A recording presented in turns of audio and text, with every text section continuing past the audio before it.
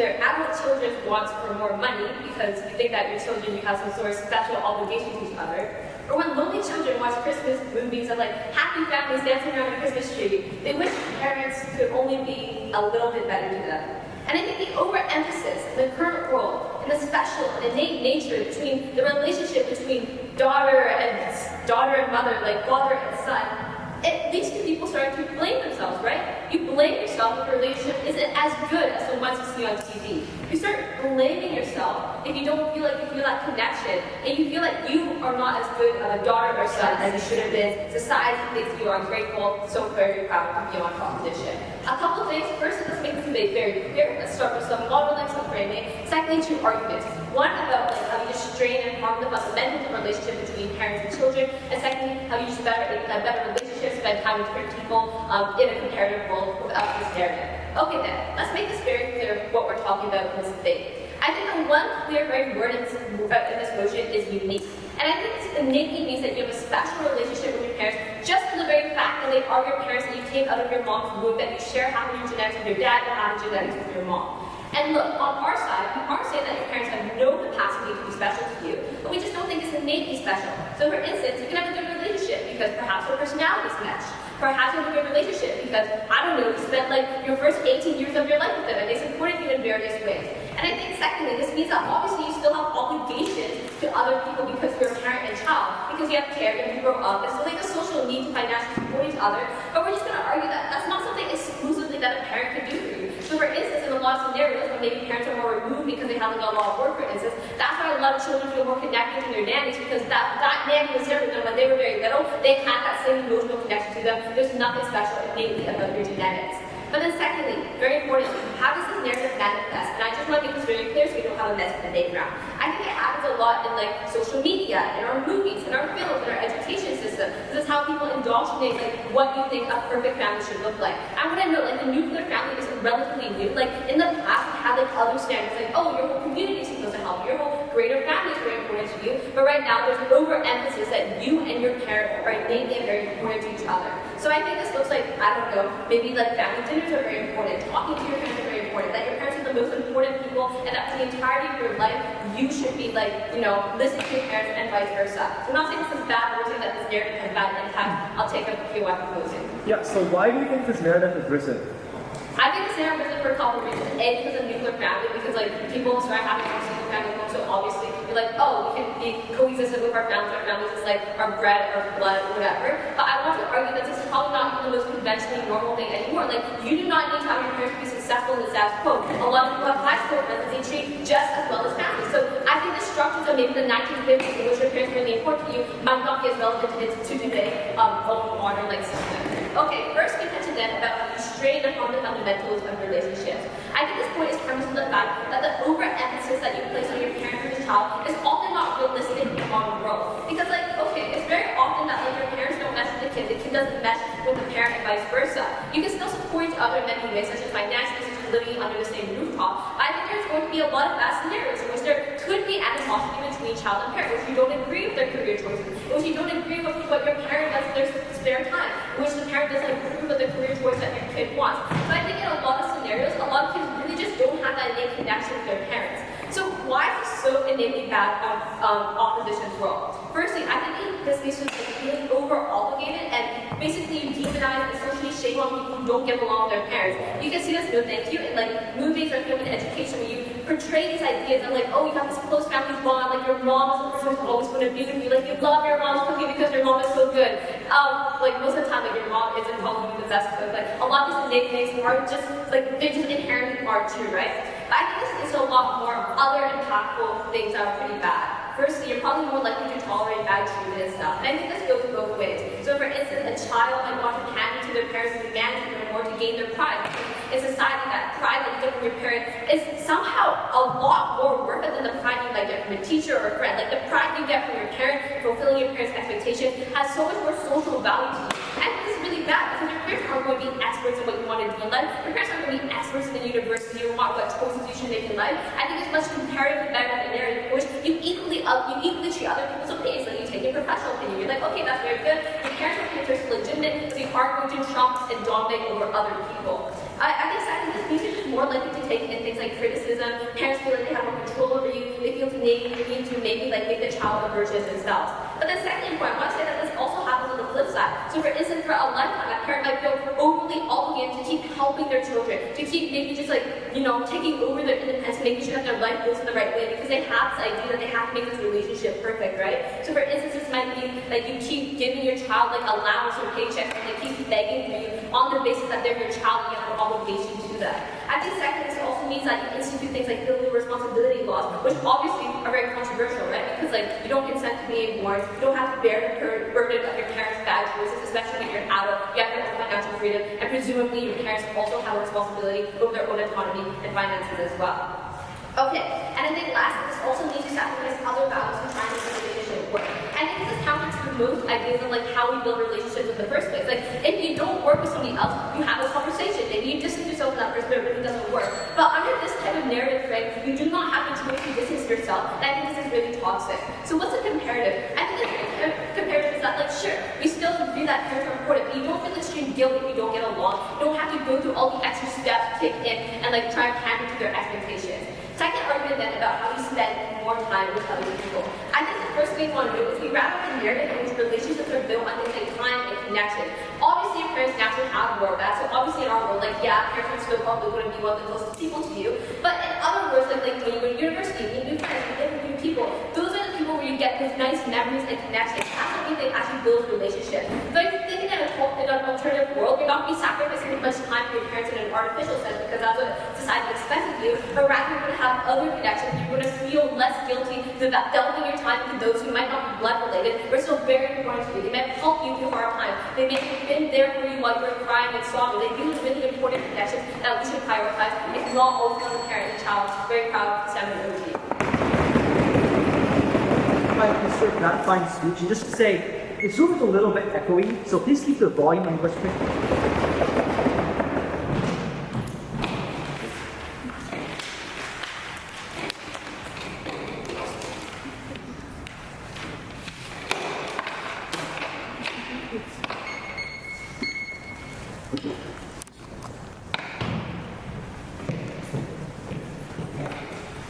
Is this mic do anything? I think you're finding your role. Okay.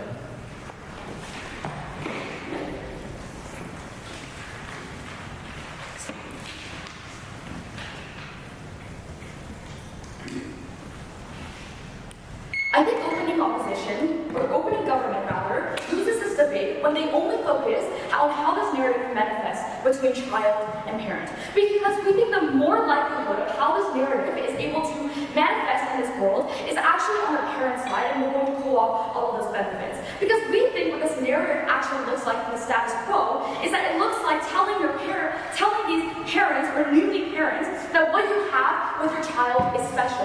And that because of this, you have a unique role and a unique responsibility to care for them and to be invested in their welfare and their well-doing. So this looks like, in social media, like for example, that spreading the narrative that you only have one chance to raise your child, that you only have this one chance to help your child become the best that they can, that you brought this child into this world and you should be happy and you should take care of this child and you should help them and have a strong positive influence in their development.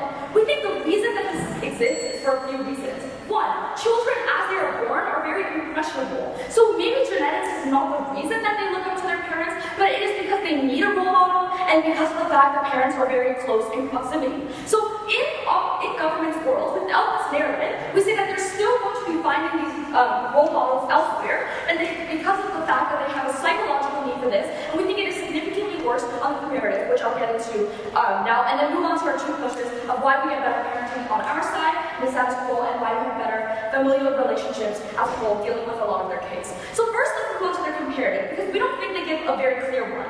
We think what this looks like in parents is that there's less responsibility. That is to say that parents are more likely to prioritize themselves, and in turn, kids are probably more likely to blame themselves more when their parents are not spending as much time on them as they see in the movies. Because we think that when this narrative does not exist, parents are likely to feed into the resentment that already exists when you are raising a child. We think the reason this is likely is for a few reasons.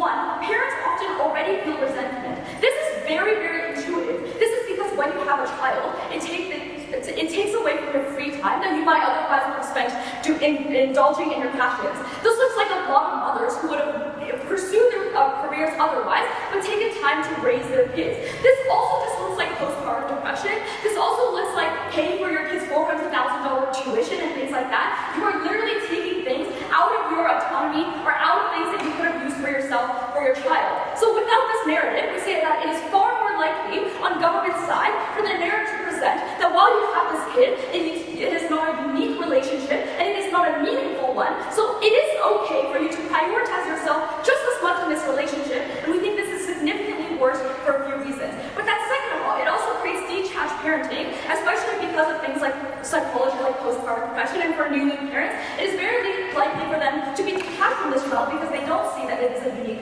relationship. So for kids, though, this also uniquely looks like they're being told by the media to not listen to their parents. You don't need to listen, they don't know the best. We think this is especially detrimental in the teenage years, which we'll get to in a few seconds. But first, on our main push on why we get better parenting on our side. Because let's frame, why does this narrative make parents feel more responsible towards their kids in the first place? We tell you that it is because this narrative tells you that this relationship is unique and not like other relationships. That is to say that you need to do more, that there are certain aspects that you need to do in this relationship that don't exist in other conventional relationships.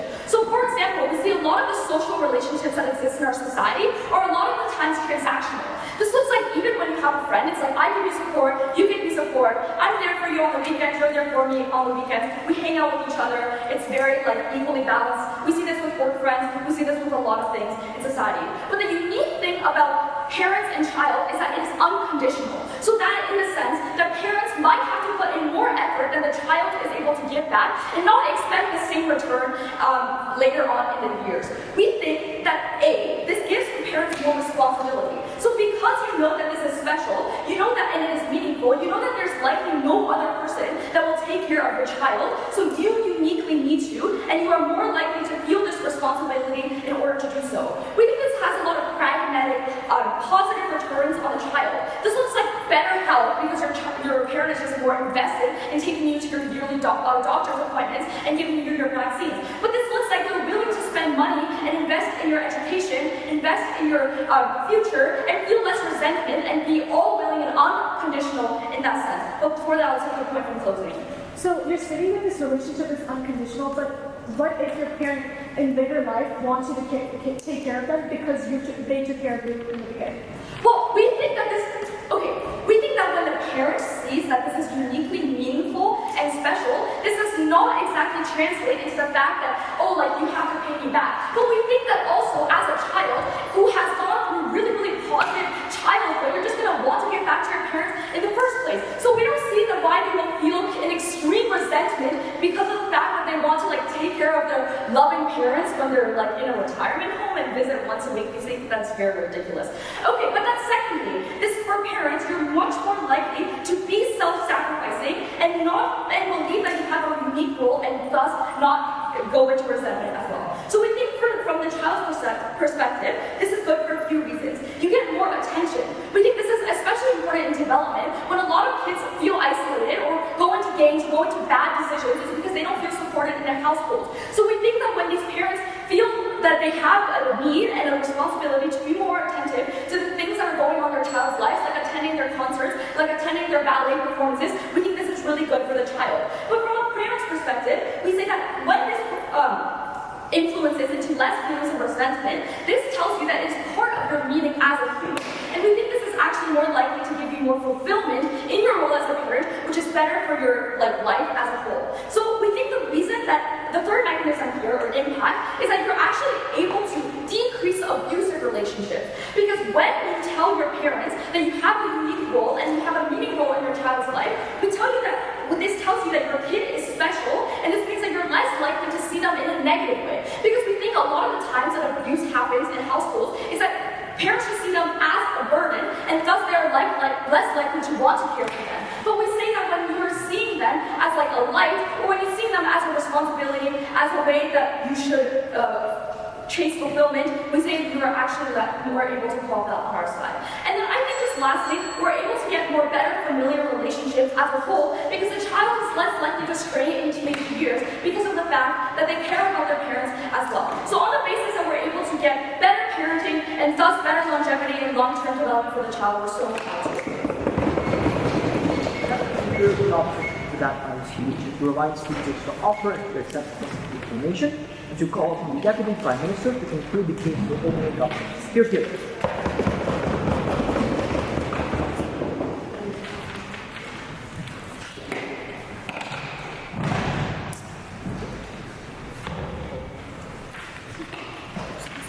Never mind. Yeah. You went.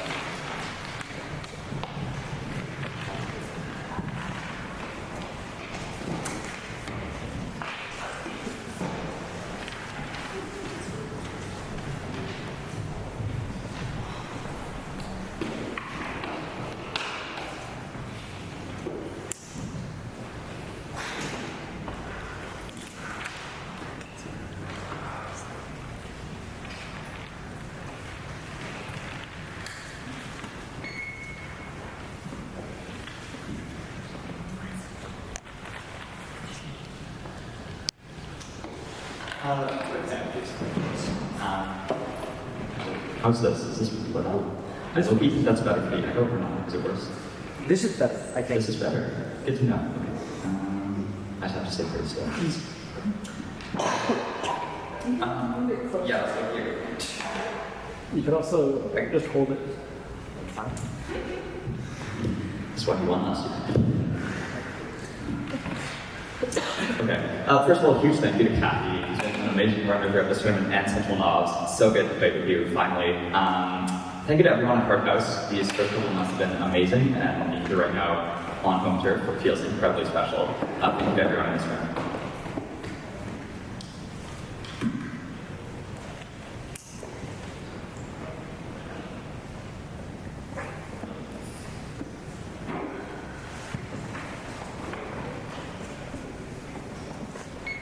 I'm not much of a fortune teller, but I want to make a prediction about how the rest of this round will go, because I have a tendency to think that these narrative debates fall under a typical, pretty unsatisfying pattern. That both sides try to claim that there's something quite unique about their narrative that's going to be only on their side of the house they're able to prevent abuse, or only on their side of the house they're going to make kids feel incredibly guilty.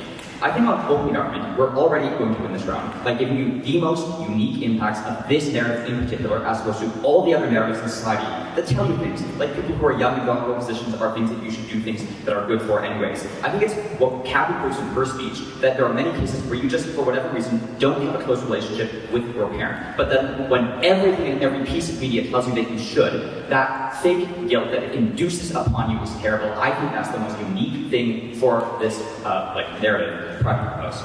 First of all, in this speech, I want to deal with the opening opposition, and then I'm going to add some extension to Koffie's material to some weighing at the end. Let's start with opening opposition. The main thing we get out of opening opposition is this idea that this narrative is a unique kind of safety check on making sure that parents are good to their kids. I want to clarify something about the setup of this round at the beginning. First of all, it's deeply unclear what about this narrative in particular is what induces that upon parents.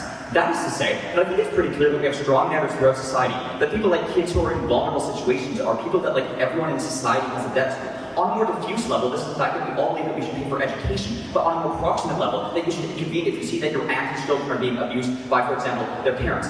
All throughout we think that there's a narrative that just anybody who's broadly proximate to kids has a kind of duty to them.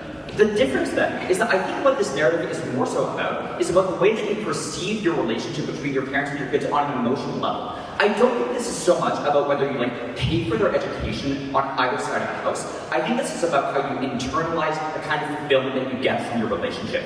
Intuitively, I think that just comes from the phrasing of the emotion in and of itself. That you see that this is something as uniquely kind of fulfilling and important. That is, I think, the form of unique learning this emotion. Again, we think there are a whole bunch of both sort of narrative, but also just legal checks on the worst harm that opposition says. That there are laws against abuse, that there are laws you cannot maltreat your kids, that you have to go through good education. There's also a bunch of social norms that just being good to your family is good in general. I think it's just very non-unique on opposition end. But here's the second thing we're going to do with the case. Flip it. They get way, way, way worse parents when you're their side of the house. Here's why.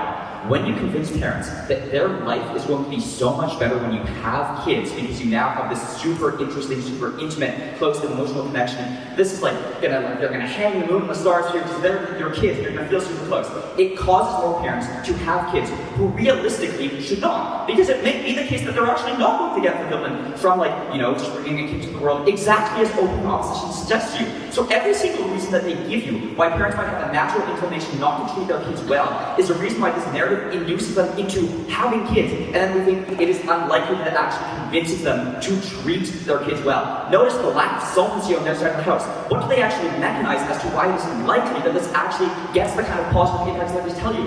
What is the link from this narrative to actually preventing abuse? I'm not exactly sure. So, two then broad flags explain that, first of all, I think we prevent this on either side of the house. Secondly, this gets worse. That's a new, unique path to victory for opening government. Second part of the speech then. What is unique to opening government? Why is our case weighing instantly first on exclusivity?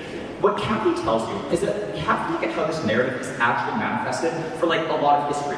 And let's take the Sam POI here, but how did this narrative actually develop? I think it might have looked at incredibly coercive things like religion, where you look at the depiction between Mary and Jesus, or God and Jesus. And then ever since those kinds of ancient depictions, there's been this notion of the sense of this, it's almost a divinely important relationship between parent and child. But the delta in this ground is incredibly simple. Koffie gives you a whole bunch of reasons why not every kid has that. They look at their parent and they see that they work long hours, but they never really see them during the day. They see that the parent doesn't really seem to care for them, that they don't like spending time with them, that they don't take an interest in their hobbies. But because every single piece of media so emphasizes that no matter what, parents are able to reconcile that this is what happens. And I want to be very clear. We talked to you in Koffie's speech a lot about the way that these particular manifestations look. That it's looked like this notion that parents and kids are always able to reconcile even if they've gone through past abuse. That even if there are cases where, for example, parents really haven't spent much time with kids, there's this incredibly strong tie that they have. I think a great intuition for this is Harry Potter, who never meets his parents and then sees them for one day as ghosts and think, oh my gosh, I feel this insane connection with them. Why the hell would you do that? There's incredibly pervasive media throughout our society that suggests that for some reason, kids are going to feel incredibly fulfilled just by being around their parents, when for so many people that just isn't fucking true. And so what are the actual tangible impacts of that? Koffie tells you 7 different things. The first thing is that you feel incredibly over-obligated as a child, even when your parent might be shitty, for all the reasons that we explained to you by flipping opening opposition. That you feel the sense of guilt and fake grief when you don't feel special. That there is a fundamental misalignment between your relationship that you have with your parents and everyone that you see in media. That you try so hard to make them proud even when their expectations are completely arbitrary. That's the third. Before I go on to the other 3 reasons, I'll take opening.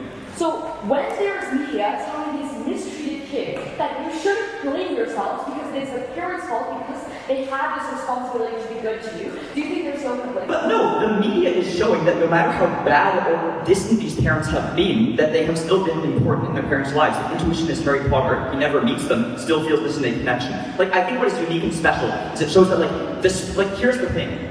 The notion of uniqueness is just very clearly defined as, at the end of the day, no matter what the kind of real tangible realities of your relationship with your parents, you still should feel like you're closer to them than any other friendships. That's what's so uniquely bad about this. I think that's quite intuitive. So it is of course quite intuitive that you're more willing to accept mistreatment because you believe that you should feel something and you see all of these families who reconcile in this way. Let's move on to the second new part of Koffie's speech about developing other more fulfilling relationships.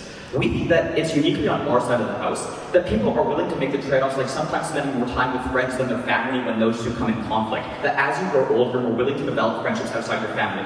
Here's why this wins us the round. Family is arbitrary and you cannot choose your family. And it's for that reason that when we maximize consent, because family feels less important, you will find incredibly special support networks, exactly as Koffie frames, when you're more willing to branch out and not feel this soul tie that is often unfounded in reality. So, it was on our side because that we probably had better solvency for abuse, because instead of expecting once again and again and somehow be able to reconcile with your parents, you finally were willing to abandon them and find other people who were willing to accept you.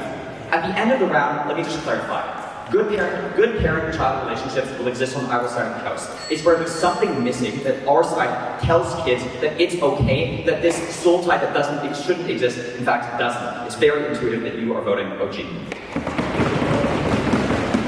I'd like to thank the Deputy Prime Minister for that fine speech and to call upon the Deputy Leader of Opposition to conclude the opening opposition case and the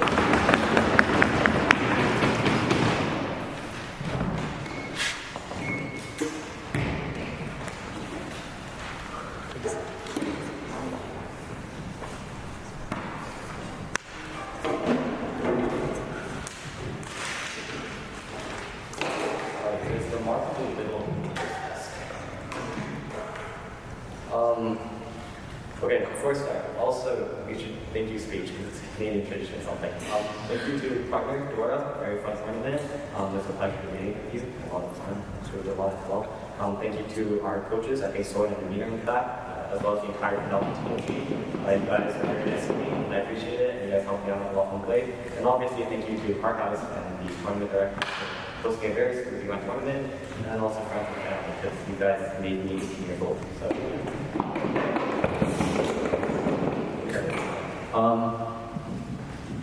I'm short. Should I? I could.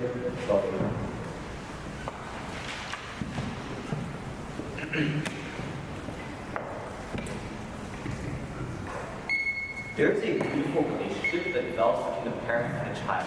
This is the relationship, one of the only relationships that's maybe with your wife or husband, that will last a very significant portion, 18 years of your life. More importantly, these are times where you are exclusively spending with this other person, right? As a kid, your parents are the center of your universe. They're your role models. They're the people you take guidance from when you develop a sense of safety in life. From a parent's perspective, kids are something that will only happen once in your lifetime. On opposition, we think that we can flip the way that you think about fulfillment when you think about your kid. It's only then that you can unlock the level of fulfillment and level of happiness that they never get on their side of the house when they prioritize themselves. I'm going to do two things. Number one, why do you get better parenting? Why is it better for the kid and parent? And number two, why do you get better relationships overall? First up, better parenting. Here's why we care a lot about parenting and how that's relevant to kids. Number one, parents are incredibly important actors in the development of childhood life. They influence their values, they influence their morals. They teach kids how to learn from lessons, and they build life skills. When you learn from your dad how to change a tire, which can save your life on the side of the road. When you learn from your failure, when you learn from your mistakes, how to bounce back from failure, how to deal with adversity. The guidance that your parents give you and the lessons that they teach across 18 years of your life is something that is crucially and instrumentally important to the development of most children in the world. That is why we necessarily care about this, and if we think we can get more of that parenting around the house, we're already ahead in this round.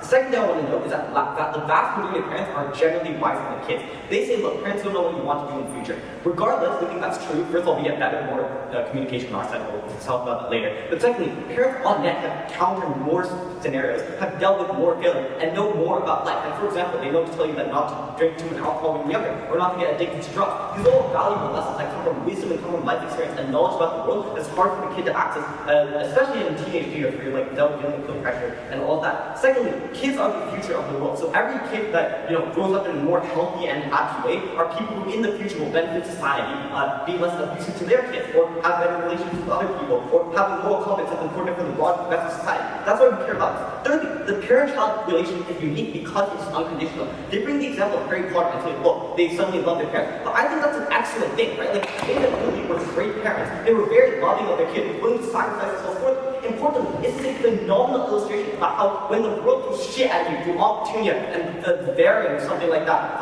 that you should necessarily care about other people. Like your parents are the ones that can actually keep you safe. That this is a very unique connection because they're tied to your blood. Notably, we think in a world where the narrative doesn't exist, you get more parents like Opportunity and Uncle Bear on this side, and you get more Louie and James on our side. We think that's a phenomenal example for us. Okay, here's why we necessarily get better at parenting. First of all, OG says that, look, you will, actually, first of all, counter-narrative, right? Like, we think the vast majority of parents, absent of buying into our narratives on their side, are more likely to buy into narratives about caring about yourself, about spending more money on yourself, about spending more time on yourself. That kids aren't the necessary source of your meaning and fulfillment, and ergo, you should spend more money and time developing yourself. We think there are two reasons for this. Number one, it's an equally compelling narrative. But two, more importantly, the resource trade-off is mutually exclusive, right? They necessarily are more likely to stand for that narrative because it is directly taking resources away from the meaningful connection and development of this kid relationship, and that's what we think is a reasonable counter-narrative that they have to defend.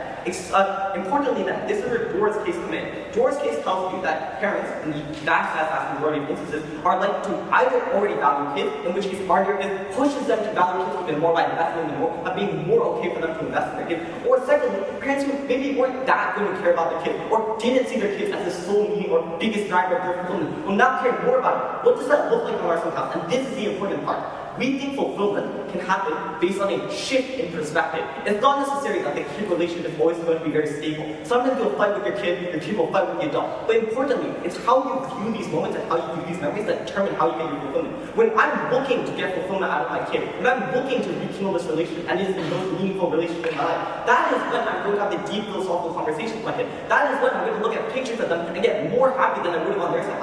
That is when I'm going to treasure and value experiences with them, which makes me more likely to want to vacation with them, spend time with them, go to the park with them. It's because I tried for this fulfillment in the first place as a prerequisite step as to why I'm more likely to spend time with them, and ergo why I'm more likely to get fulfillment out of my kid. This is self-fulfilling prophecy where you have to believe in it in order to accrue it, and we do that way better outside the house. Secondly, we talk about laws.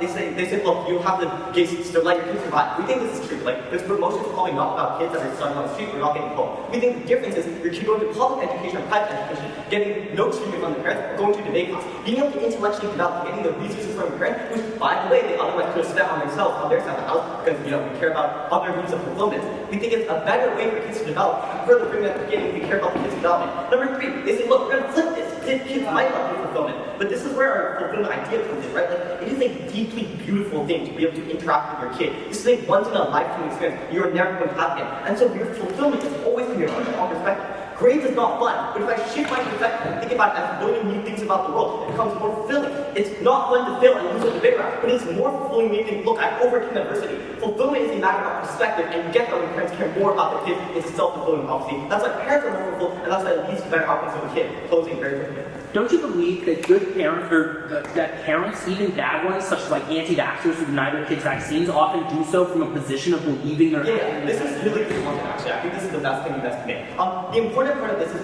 you can disagree with your parent. On our side, we're more likely to communicate with your parent and resolve these differences. I learned things as a kid. I disagree with my parent. But that disconnect on their side will cause you to run away, judge your kid, judge your parent. Oh, they're so weird for being anti-vaxxers. On our side, we want to rekindle this relationship. Mom, Dad, why do you believe this? That's why I'm going to talk to them. That's also mechanism why we get more fulfillment, because you develop more connection. On net, kids are more happier. Okay, secondly, why is this narrative really good for kids? It's worth noting that the parent-child relationship is really hard to rekindle, right? Like, there's a generational difference in age. Gen Alpha, Gen Z have remarkably different values in anti-vaxxers or whatever than their parents. There will always be disagreements. On our side, when there are disagreements, this narrative is what pushes people together. The important thing is disagreements are solved when you walk to the middle, when you're willing to discuss, when both of you want to care about the relationship because it's deeply meaningful and uniquely impactful. That is why it is better. On their side, communities are not exclusive. You can prioritize both. And more importantly, a better response to that, look, kids want to have friends. We want to go to our sleepovers. We want to hang out with their friends. Importantly then, there's a natural incentive already without that narrative for you to care about your friends. On our side, uniquely, there's not an incentive for you to walk back to your parents. If they don't let you go to sleepover or you disagree with their takes, it's so easy to walk away. That's why we necessarily need an exclusive narrative that pushes kids to talk to their parents, to communicate, to invest in this relationship and spend time with them. That's how we get more fulfilling experiences and more importantly, how we get better parenting for the kids. And on that basis, we're very proud of you. That's my speech and top half of the debate thus far. I would like to call upon a member of government to begin the closing government case and the closing half of this debate. Here.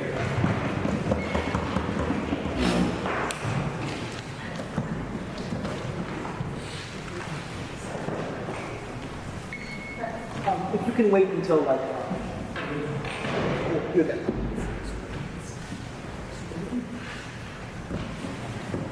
Okay, good afternoon. Before I begin, I would just like to say some things. So thank you so much, Arjun. You have been a great partner in this debate. This is my first time ever doing British parliamentary debate, and I was so lucky to have you as a partner and teach me along the way. Thank you so much to the Middlebury debate team for just being here, supporting us today, and helping us so much during rounds. And honestly, just thank you for everyone for this experience. It's been pretty great so far.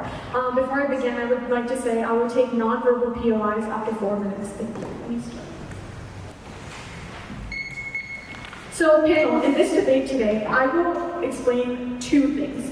One, I'm going to show the cultural impacts of the narrative of the parent-child, the unique relationship of the parent-child, and rebuke some of the OO, and just explain how we are unique in our position as the closing government.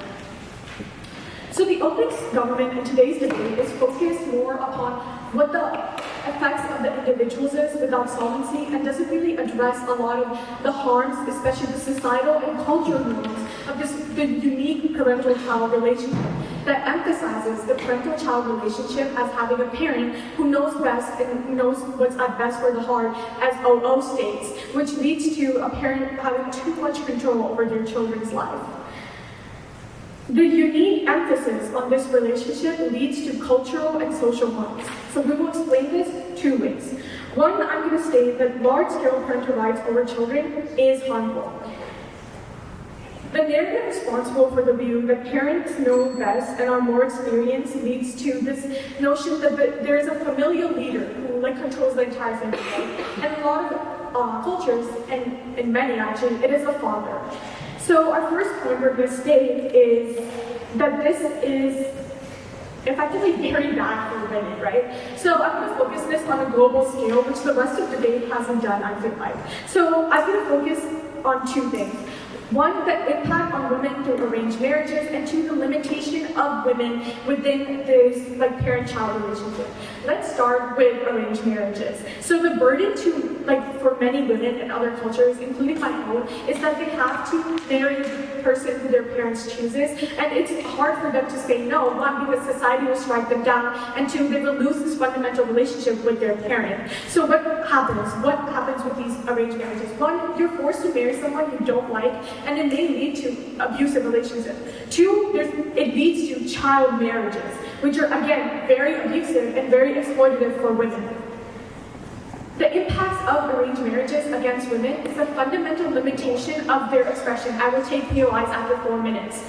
It's a fundamental limitation of their expression, their education, and them as an individual. So let's start on the limitation of education. So these disciples of parents who emphasize arranged marriages also expect women to marry at a young age to start this nuclear family, correct? Which the OO mentions, but it rises harms against women. When they're in these arranged marriages, they're more likely to face marital rape, more likely to face abuse in relationships, and more likely to have limitations of their education because their parents know best, and them marrying will emphasize that they don't need to get educated. And once you're out of your parents' household and in your husband will lead the same. This creates a cycle of abuse against women because of this unique parent-child relationship that states because they know what's best, that relationship is going to continue to future generations. And this is why in much countries like Pakistan, like India, where women's rights in education is so limited because they're expected to marry at a younger age because their parents know what's intrinsically best for them. Secondly, it takes a lot out of women's choices of healthcare and other things, which will be explained about by the second point, that many women don't get to choose how they want to control their body because their parents are saying, hey, we know what's best, and we say that this is against what we believe in, so we don't want you to do this. And this leads me to my second point, that too much parental rights allows for limitation in medical care and again education care for children. Let's start with the medical care. Currently in the Western world, the anti-vax narrative has blown up, right? Parents who are saying that they don't want to vaccinate their kids, or maybe they don't want to give their kids blood transfusions because it's not what they fundamentally believe in, places them, their opinion over their child, especially because they're the consenting force. What does this do? It limits treatment options for a lot of children. Let's start with anti-vaccinations. It leads children to a lot more harm, especially younger children who are going to be exposed to more diseases, and in turn expose other kids who might be vaccinated to these diseases as well, harming a lot of people. Two, remember when I mentioned women, parents having too much access over healthcare also negatively impacts girls a lot because they cannot know whether, if let's say they're having period issues, a lot of parents don't let their children take birth control simply because of the fact that it's a contraceptive, not that it can help them. Secondly, the emphasization of religion, which is very prevalent in these parent-child relationship, harms in healthcare because, let's say, a Jehovah's Witness cannot get blood transfusions. And two, it leads to bad things in education. How does it lead to bad things in education? Let's take the United States, for example, the state of Florida that currently has the Parental Rights Act. The Parental Rights Act fundamentally limits diversity of education, right? You're placing this unique parent-child relationship over everybody. So it places the majority view of the parents that hold in the country and what they want their children to have over everyone. So it limits them. Yes, I'll take the POI. So, to the point of forced marriages, these are often not because of this marriage, but because of the patriarchy, because of sexual discrimination. On our side, at least for these women, you get a significant amount of more fulfillment when they have to be forced into these marriages and have kids from their kids. There is literally no evidence of that. I grew up in a culture that literally emphasizes arranged marriages, especially at the age of 18, and not a lot of women are fulfilled and satisfied. That is quite a negative assumption to make. So the impact is that it leads to more medical harm and like untreated issues, and it leads to less prosecution of child abuse and especially medical abuse because a parent's opinion is valued more over the child. To rebuke against the OO now, they fundamentally ignore the different types of parents, right? They live in a very utopian world where it's like, oh, parents always will do good for their children because they know what's best, and in turn, everyone will be fulfilled. But that's not correct. We think that they have impacts that show marginal benefits to the parent-child relationship, but we address that the most at-risk actors are the children who are being abused, who are denied medical care, who are denied proper education, especially if they're women. Even at best, they don't stop bad parents with perverted views of what is best for their children. There's no check on what is considered to be most beneficial or what is considered to be more harmful. And checks can never be enforced if there's such a diversity of parents. Not every parent knows what's best because not every parent parents the same. Also, fulfillment and transactional relationships are very subjective, especially transactional. Parent-child relationships are fundamentally transactional. If they cared for you, you cared for them. So panel, we win upon providing a diverse solvency and providing a cultural issue on a global scale. I'm proud to be CG. Let's thank the member of government for speech, call upon the member of opposition to begin the case with closing. We're here.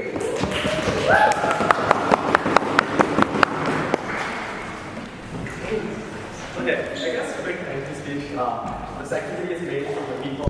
Like I said this but a lot of people in the crowd, and all of you, here watching today, make this meeting possible. Really appreciate it, everyone, because everyone is happy.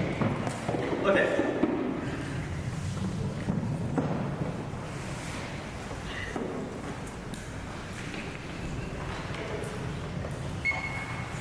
OG is correct that in a vacuum, people have biological, social, and quite frankly, rational reasons for why, to love their parents or to love their children, and why this relationship are naturally going to be good. Strategically, this means I think the vast majority of OO's content in this round is unfortunately not relevant, because I don't think it matters that social narrative is the tipping point by which a child is going to love their parents, or a parent is going to put their children through private school. I think there are far more fundamental and more approximate things that are relevant on opposition to the House.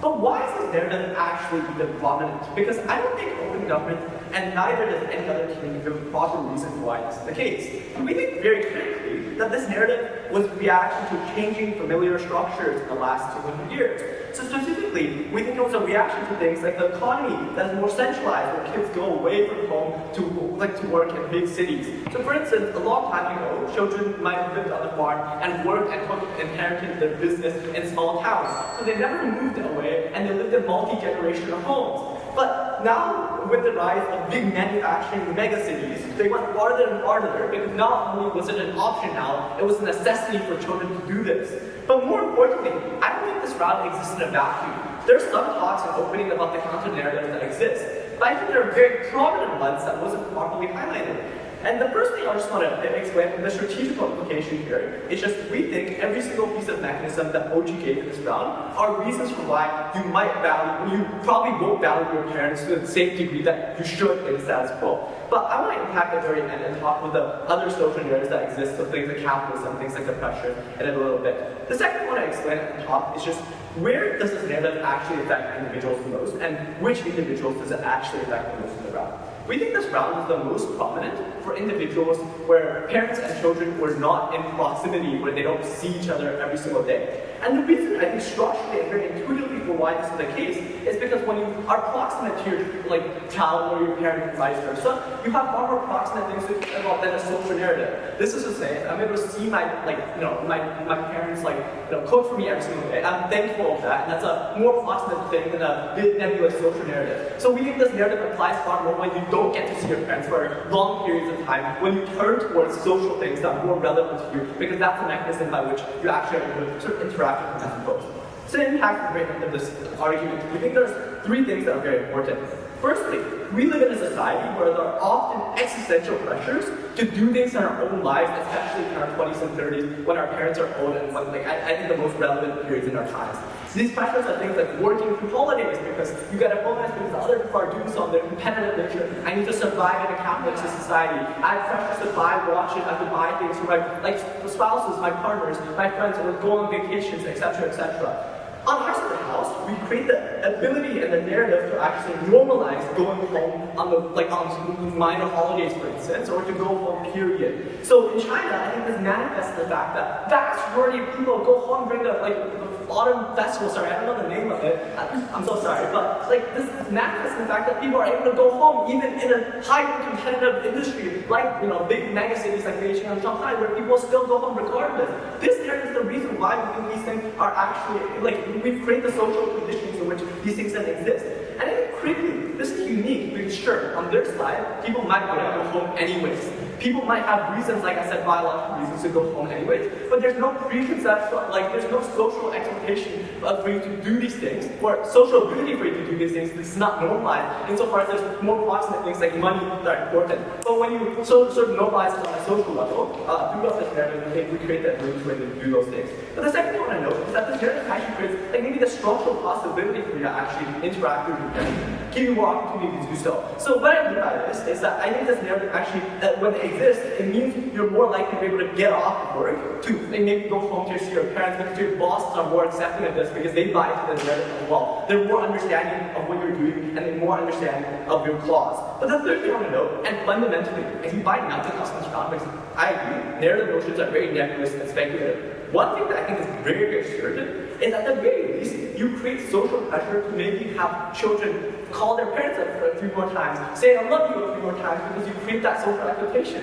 And I think this is a really, really big impact within the ground, by the way. Because I think there are other social, narratives where people just teenagers or people growing up, forgetting or not caring or not wanting to call their parents every once in a while. I think this is fundamentally something that parents value a lot because it means that they interact with their children and see that they still form a meaningful relationship. This is incredibly valuable for these people. I think there's a massive impact here. But yeah, go ahead. I don't think anything on opposition creates a warrant for why kids feel like they have to do something that they don't want to do. I think that if parents have a good relationship with kids, they want to do those things. Why should we create a social expectation for something that is not natural?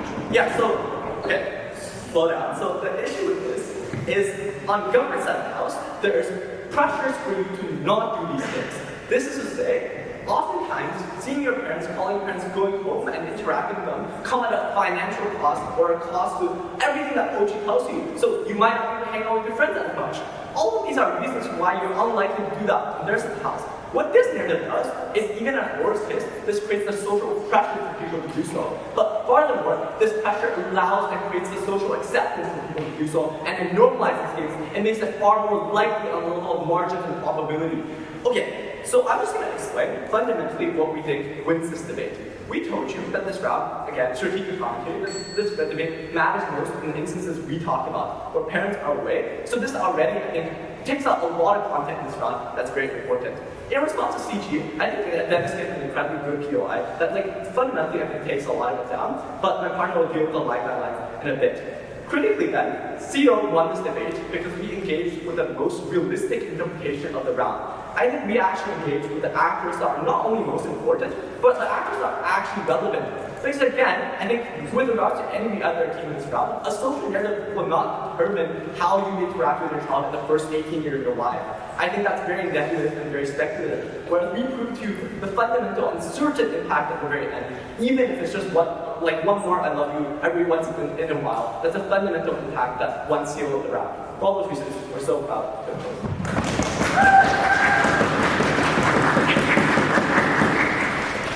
I would like to thank the member of opposition for that fine speech, and to call upon the government whip to conclude the closing government case and the government bench of this debate. Hear, hear.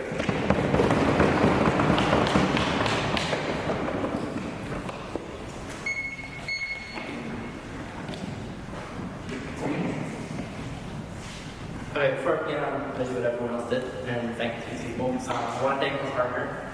It's been awesome. It's been a really fun tournament. I was second to the GP tournament, and this is going about as well as you can hope. So I'm thankful to have you. Thankful for everyone from my team to make this possible. Drove us like 8 hours, so thank you. Stayed late, and we're going to get home pretty late. And then thank you for the fellows and returning organizers for making this all possible.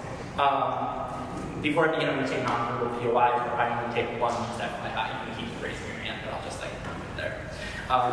Okay, anything else? Panel ready? On our side, we tell you that cultural norms. On our side, we tell you that cultural norms and political supports of limiting parental rights over the fact that, but compared to the right of society to limit these parental rights and to limit parental rights over children, is going to be more common, more full, and is going to protect the most vulnerable actors in this debate, individuals with bad parents, parents who may not necessarily think they are bad parents who may be trying to act in the best interest of their children, or are doing things like hitting their children to make them tougher, or not giving them vaccines because they think that's going to cause them to get autism, even though it obviously doesn't, right? What do we tell you in this round? We tell you uniquely that we get access to change in the entirety of society, right? We think everyone else basically is dealing with this individual analysis level of how a parent and a child are going to be happy or get fulfillment from each other. What we're going to be addressing is specifically how we get less children being denied medical care, less children being denied education, and children not being abused as much, and the laws against child abuse being enforced more, specifically because we don't have this societal impact. Okay, so the first thing I want to say is that what my partner gave you around basically there being a societal link was the kind of attack in this PO1, right? How do we get the idea of there being a parent-child relationship uniquely means there's going to be more parental rights? Okay, I think this is really important. Parental rights are going to follow naturally from the idea that parents are uniquely situated for being the best actor and because of the relationship with their children, right? This is why we see things like parents being able to make decisions on homeschooling their children or on giving medical care whether or not it goes against their religious beliefs. Why? Because we basically view children as an extension of the parent. We view them as having such a special relationship, such a uniquely special relationship that no one else can have, as to say that society cannot interfere except in the most egregious situations under the status quo. On our side of the house, we think that there are a lot of situations that are fairly egregious that society is going to be able to do. This will flow down not only to societal norms being better of not necessarily putting up with parental bullshit just because they're parents, but also we think that it will lead to legal will to change laws, make child abuse laws stronger, and actually prosecute child abusers, right? But we think prosecutors will be more likely to do that if societal norms are different. And we think that this all leads to real impacts. Yes, Raman. The biggest issue with your case is that non comparative. On our side of the house, in this regret notion as well, parents are more likely to go for things like better school, better hospital, better treatment for the kids at daycare programs when they care about their kids. The minority of parents. Okay, I think that if parents care about kids, or the vast majority of parents are going to be decent parents who care about their kids on either side of the house. Why do we win? Because what we show is that parents who are trying their best for children, which most children, most parents are still going to make bad decisions really often for their children, right? These parents might think that, like I was saying earlier, right? They might think that getting vaccines is actually harmful for the child and limit them from getting it, right? So we think that, well, even, and I'm going to get into a lot of actual weighing in this later on, but basically, even if OO is completely correct about everything they say, it basically just leads to more parents being trying their best for their kids. But this doesn't protect against parents who are trying their best, but still having missed flaws, or still denying their kid an abortion because they're anti-abortion or Christian, or still abusing their child to make them feel tough. Okay, let's get into some weighing. I want to weigh first against OO, right? So if you take them at their best, parents are perverting abuse of their children. I think we can do this in 2 ways, right? On either side of the house, if parents are actively against their children, which we think is pretty not unique, they are going to be bad parents either way. We think on our side of the house, it's still going to be better because society is not going to have this view of automatically deferring to parents, and are going to be more likely to step in, more likely to have societal rules and regulations saying things like you have to let your kid get blood transfusions regardless of your religion, right? The second thing we say is that if our parents are good and are trying their best, then basically on the good side, we're going to have pretty equal, like when a parent is actually like smart and like has reasonable takes, we're going to have fairly non-unique differences on either side of the house. Like maybe one side or the other on opening is able to prove like a slightly better parental relationship, but I don't think that either one of them is going to be able to outweigh the fact that we like literally stop child abuse, that we like literally like let people have access to medical care they otherwise wouldn't have access to. We like stop people from being put to arranged marriages. We like stop like a patriarchal system in which the father is basically able to make determinations for like the entire family and to like make those determinations based on like you know, bad ideas. Okay. Why do we flow over CG? I think opening did a great job of shooting CG in that POI, but I'm not going to repeat it. Honestly, I think let's just take them at their best. At their best, they get more phone calls home, more people going home for holidays. This is really small impacts, guys. Like, yes, we think that if you have like good relationship with your parents, you're going to do that either way. We think if you have a bad relationship with your parents, then you probably shouldn't do that in the first place. And we think that generally, even if all of their points are right, it doesn't matter in this round. I think you can close them in. Okay, so now let's talk about OG, because I think that really the Gov pitch is where you're going to see the most passion. I think what opening Gov gives you is this idea that we get like a better parental relationship with their children, right? We get, but they ignore the fact that regardless of how good a relationship the children are, there are still going to be bad actors who make bad decisions for children, right? We are the ones who give you that there actually are going to be societal changes that follow from this, right? We're actually going to see society take a larger role in child rearing, a larger role in regulating child rearing, and making it so that the most pernicious harms are avoided. We're going to see things like there not being cultural like views of like, you know, around the world, there are some places in which there's like a cultural view that like, you know, if you're like daughter dishonors you by like having sex before marriage, you have to like abuse her or even kill her, right? These are the kind of things that we see that society will be able to step in for, because no longer will we say that this is like a parental responsibility for this to happen, right? So what we think is that parents, basically because we give you that there are strong, legal, like rational, like huge impacts for by far the most important actor in this round, which isn't like 20 or 30-year-olds as you get from CEO, but is instead like children who are at risk of like not getting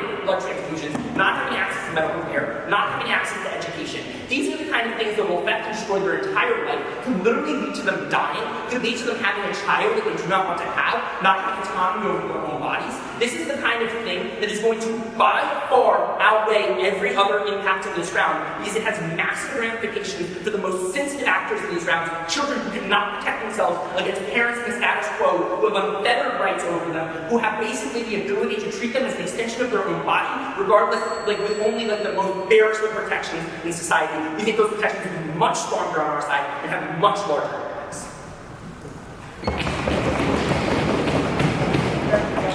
That's my great speech, and I would like to now invite the appreciative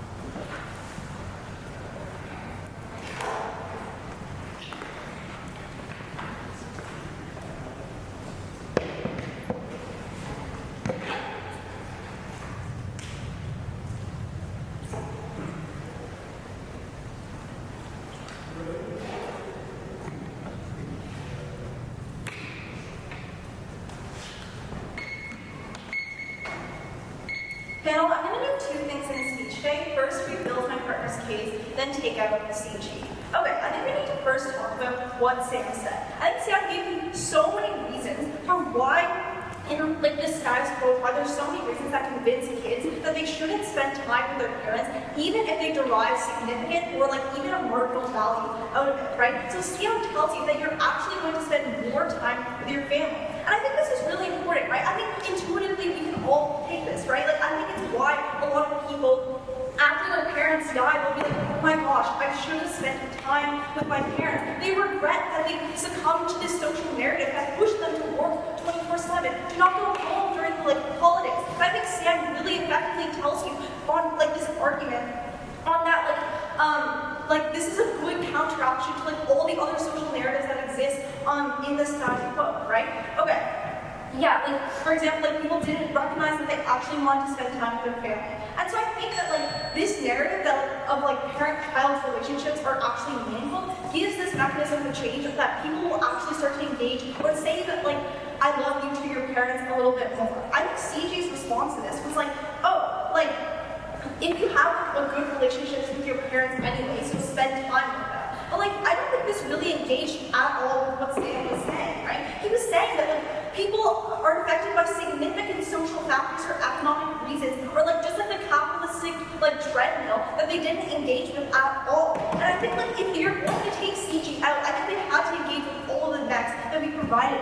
But like, yeah, like, even if like they can say that like, yeah, okay, so what also did like Sam tell you? I think like he told you that we live in a society where people like are like pushed to like either more with their friends because of like certain things like networking or things like that, because like parents are seen as like not an actual good relationship because it's like not fun or whatever. I think there's like social narratives that push you towards your friends even when you got a lot of benefit out of spending time with your family. But I think also what Sam tells you is that there's a lot of things like capitalism that like pushes you away from like going to home during like a Chinese festival, and I think that's really important. So I think on the impacts we provide on our side of the house, it creates social, like, I'll take a second. It creates social acceptance for going home. It gives you validation for that, like, internal, like, want to go home. For example, it gives me validation to want to go home during Thanksgiving, even though I have a midterm in 2 weeks, in like a week that I should study for. So it gives me that like, ability to actually justify that. I'll take your big one. Okay, why is spending more time with family more impactful than children getting good health care and education? Okay, I'll address your arguments right now. Okay, so I think what CG tells you, and we can just say like in one line, this narrative, they tell you that this narrative justifies bad parental decisions. And they give you two things. They first tell you, oh, like arranged marriages, and then they say, oh, like anti-vax and poor medical decisions. I think we can first take up this argument on like feminism and arranged marriages, right? They tell you that like, oh, parents make these bad, like this narrative justifies the fact that like arranged marriages exist because of because parents are seen as like good decision makers or like that like these meaningful relationships. But like surely that's not true. Like arranged marriages exist because there's economic reasons to give your girl away when it's like you live in a really impoverished area. Surely it's not true when the thing like the patriarchy exists. Like I don't think any of like these arguments like this like mechanization that they provide on their side of the house actually stands. And then they say like, oh, when we change this narrative, society will step in. Like I don't think that's like any true at all because of things like economic reasons, because of things like the patriarchy. But then they give you this also strange argument on like medical, on like anti-vax and on how like because parents make sense, like know best, or because they have meaningful relationships, they're justified in making poor healthcare decisions. I don't think this is true, right? I think the reason for why parents have this choice in like making children's like decisions over their healthcare is because children cannot make informed consent, right? It's because of that reason, right? It's because kids lack like rationality, because they lack critical thinking skills to make decisions over their own bodies.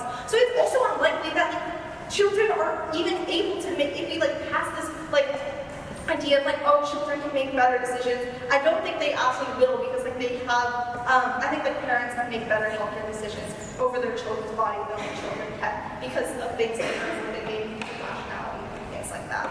Okay then, I think we need to like, I think what like differentiated us from, I think Sam did this really well in his speech. I think like, yes, they give us really good like arguments on why we get like better parenting. But I think if we tell you on our side of the house that we like fundamentally allow people to continue continue relationships after the point of 18, I think that's the best, like the most high impact thing on our on like in this debate, right? Because I think like all arguments like prior to the age of 18 don't really like matter in this debate, right? I don't think Sam really effectively proves to you that in this speech. He tells you that like, oh, past 18, I can feel like this narrative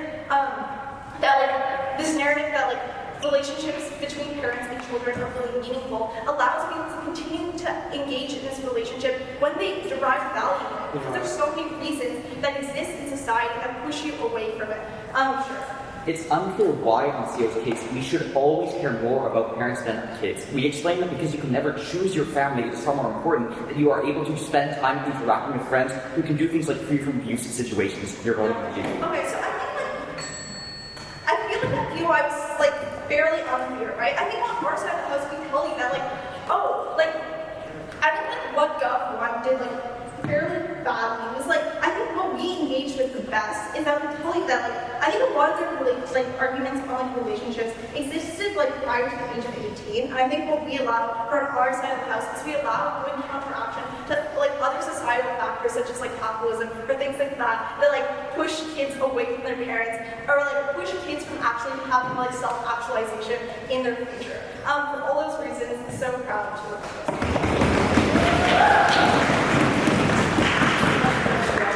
That fine speech.